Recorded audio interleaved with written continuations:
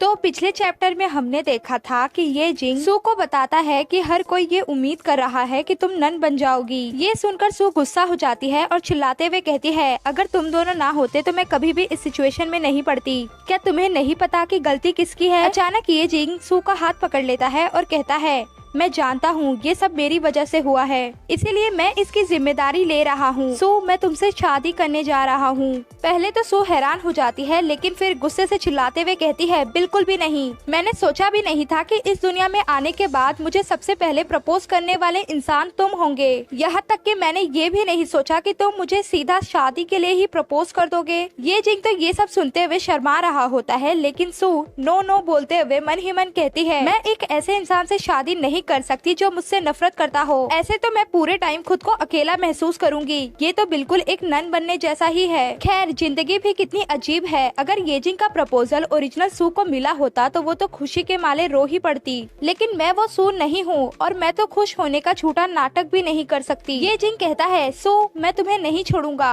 और मैं एक अच्छा वफादार पति बनकर दिखाऊंगा। तुम चाहो तो हर दिन हम वो सब भी कर सकते हैं। ये सुनकर सू मन ही मन कहती है, क्या अभी अभी इसने भी मुझे बाकी लोगों की तरह डेमन कहा, वो भी इनडायरेक्टली। इससे पहले कि ये जिंग कुछ कहता, सू गुस्से से गिनते हुए कहती है, अगर ऐसा होता है तो तुम्हें खाना, जगह और मेरी फैमिली की पावर भी मिलेगी। इतना ही नहीं बल्कि मेरी फैमिली को तुम्हारी फैमिली का नाम भी साफ करना पड़ेगा और तुम्हारी फैमिली की खोई हुई प्रॉपर्टी वापस दिलाने में भी मदद करनी होगी। इसके बदले में तुम मुझे कुछ मॉन्क से छुटकारा दिलाओगे और बस मेरे साथ सोओगे। मेरे लिए ये सौदा बिल्कुल भी अच्छा नहीं है। ये सब सुनकर ये जिंग कहता है, तो तुम क्या चाहती हो? सू कहती है, देखो, शादी का तो सवाल ही नहीं उठता, हम बस सगाई कर सकते हैं। इसके साथ ही सू मन ही मन हंसते हुए कह रही होती है कि अगर फ्यूचर में मुझे कोई सच्चा प्यार करने वाला मिल जाता है तो कम से कम मैं सगाई आराम से तोड़ तो पाऊंगी। वैसे भी मैं इस ये जिंग के साथ अपनी पूरी लाइफ बर्बाद नहीं करना चाहती। ये जिंग हामी भर देता है और कहता है, जैसी तुम्हारी मर्जी। सू कहती है, पहले रुको, मुझे सारी चीजें क्लियर कर देने दो। ये सगाई मैं टेम्पररी कर रही हूँ। एक बार टेम्पल के मॉन्क से छुटकारा मिलने के बाद मैं ये सगाई अचानक तोड़ दूंगी।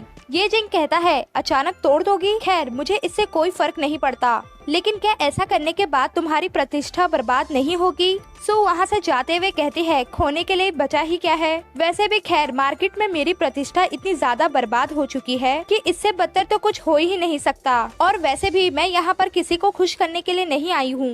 वहाँ से जाते हुए सू कहती है, जब तक कि हम छुटकारा और आत्मज्ञान नहीं पा लेते तब तक हम अपने सांसारिक समस्याओं में बंधे रहेंगे।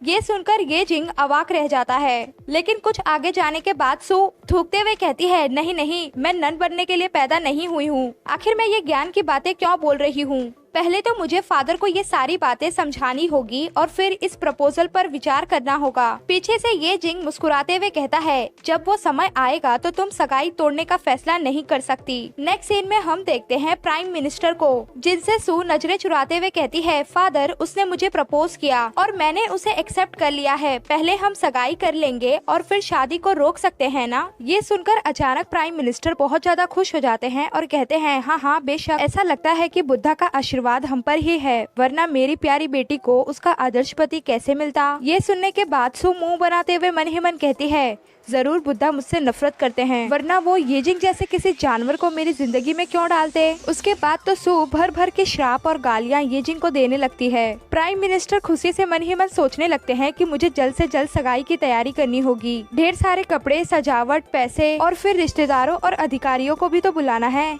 तभी सू वहाँ से जाते हुए कहती है, ठीक है, फिर मैं सब कुछ आप पर छोड़ रही हूँ और अब मैं यहाँ से भी जा रही हूँ। लेकिन प्राइम मिनिस्टर उसकी बातों को पूरी तरह से इग्नोर कर देते हैं, क्योंकि वो अपने इमेजिनेशन में ही सू की सगाई के बारे में सोच रहे होते हैं। अचानक अपने ख्यालों से बाहर आते हुए प्राइम मिनिस्टर कहते हैं, रुको जरा, क्या किसी ने सुना कि वो लड़का है कौन जिसने सू को प्रपोज किया?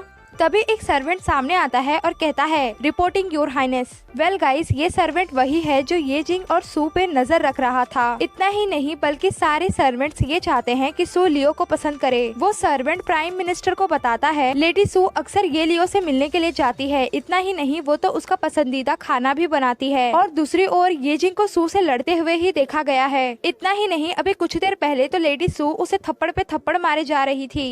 तो ये जिंग तो आपका दामाद हो ही नहीं सकता। प्राइम मिनिस्टर को उल्टी पुल्टी पट्टी पढ़ाकर सर्वेंट खुश होते हुए मन ही मन कहता है अब तो पक्का लियो और लेडी सू का ही टाका भिड़ेगा। प्राइम मिनिस्टर कहते हैं अच्छा तो मैं समझ गया, मैं सोच रहा था कि इस बीच ये जिंग का आया हुआ प्रपोजल थोड़ा अजीब सा था, असल में तो वो सब उसकी मनमर्जी की चाल थी। खैर आखिर में मेरी बेटी ने लियो को ही पसंद किया, मैं तो ये जिंग से लगभग धोखा खा ही चुका था। वैसे भी मुझे अपनी बेटी की सगाई किसी भी तरह से बर्बाद नहीं करनी। इस बात से अनजान के प्राइम मिनिस्टर को एक बहुत बड़ी गलतफहमी हो गई है। इधर सू अपने रूम का इतना रेड हाल देखकर और अपनी मेट्स के बार बार पीछे घूमने की वजह से परेशान होती है। मेट्स कपड़े दिखाते हुए कहती है माय लेडी ये गाउन कैसा है, आपको तो सगाई में सबसे ज्यादा खूबसूरत दिखना चाहिए। और हाँ माय लेडी आप अपने बालों का डिजाइन कैसा रखना चाहती हैं। उनकी बकर बकर सुन कर बेचारी सू का तो सर दुखने लगता है। सू मन ही मन परेशान होते हुए कहती है क्या सिर दर्द है, प्लीज कोई इन बलाओं को मुझसे दूर ले जाओ। पिछली 3 रातों से ये सारी मेट्स मुझे परेशान कर रही हैं। अगर मुझे पता होता कि ऐसा कुछ होगा तो मैं ये बात सबके सामने लाती ही नहीं।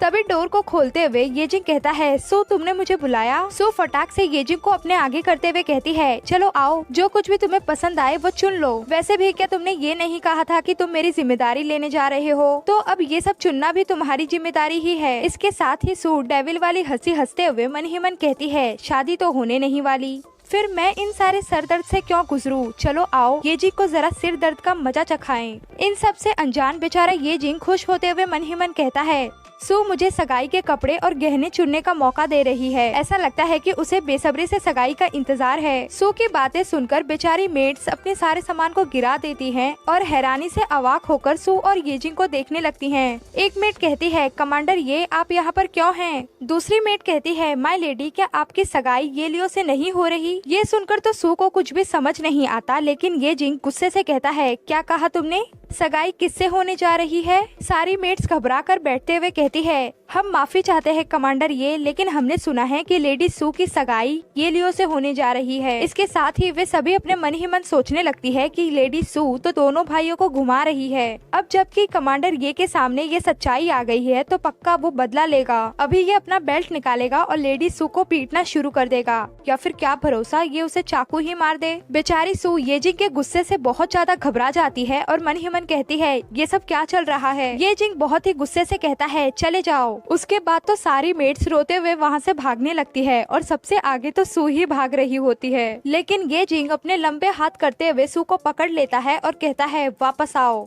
ये जिंग बहुत ही डरावने वे में कहता है सू तुम खुद को समझती क्या हो।